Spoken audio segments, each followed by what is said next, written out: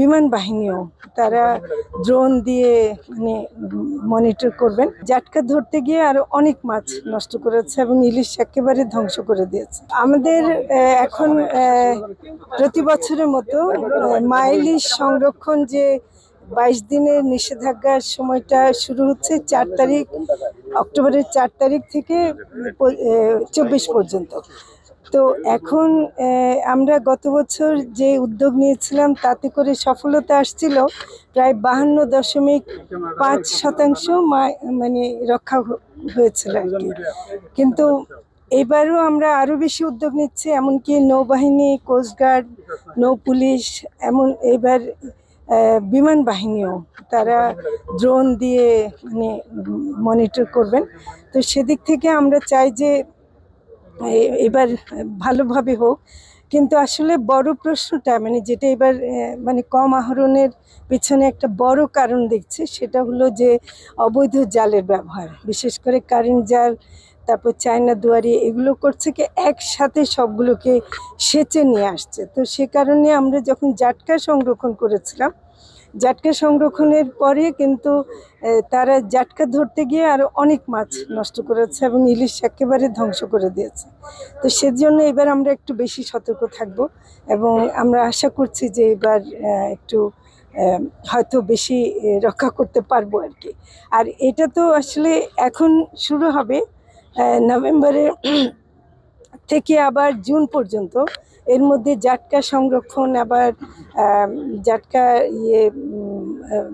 ডিমটা আমাদের যেটা ছাড়বে, সবচেয়ে বড় কথা হলো নাব্যতা এত বেশি কমে গেছে নদীর, যে ইলিশ তো একটা মাইগ্রেটরি মাছ, সমুদ্র থেকে সে পদ্মা, মেঘনা এগুলোতে আসে, কিন্তু এই আসার রাস্তাগুলো অনেক জায়গায় ডুবোচর এবং অনেক জায়গায় একদম ভরাট হয়ে গেছে।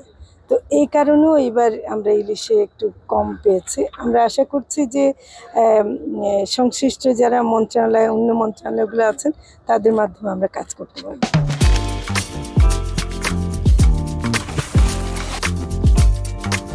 ইলিশের গবেষণার জন্য আসলে বাংলাদেশ ফিশারিজ রিসার্চ ইনস্টিটিউট যেটা আছে, বা মৎস্য গবেষণা প্রতিষ্ঠান যেটা ময়মনসিংহে আছে, আমি 2 দিন আগে ওখানে ছিলাম এবং সেখানে যেটা দেখেছি আমরা, যে বিজ্ঞানীরা একদম পুরো এই যে একটা পথটা ওরা, এবং এবার কিন্তু আরো একটা জিনিস ধরা পড়লো, যেটা যে ক্লাইমেট চেঞ্জ বা জলবায়ু পরিবর্তন, এই যে বৃষ্টি যে হঠাৎ করে হচ্ছে না, ইলিশের ডিম ছাড়ার সাথে বা ডিমের বড় হওয়া, এগুলো সব কিছু এগুলোর উপরেও নির্ভর করে।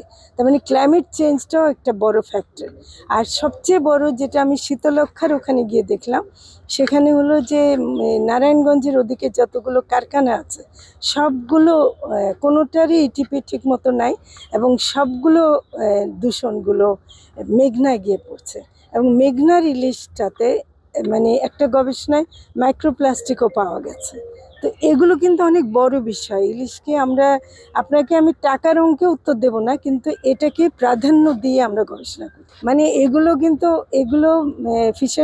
ফিশারিজ রিসার্চ ইনস্টিটিউটের গবেষণায় জানলাম যে দুটো ওইদিকে যে বিদ্যুৎ কেন্দ্র আছে, ওদের প্রভাব আছে ইলিশের উপর। তো এগুলো আপনারা কি বলেন, আমরা এগুলো যে এত মানুষের জন্য আমরা চাচ্ছি যে সাধারণ মানুষ পাক, কিন্তু এগুলো এমন একটা ফ্যাক্টর যেগুলো আমার তো ভয় হচ্ছে, যেটা যে পদ্মা সেতু যেটা হয়েছে, সেটারও কিন্তু অনেক সিলটেশন তৈরি করা শুরু হয়ে গেছে, এবং পদ্মার ইলিশের যে স্বাদটা আমরা পাই, সেটা পৃথিবীর কোথাও নেই।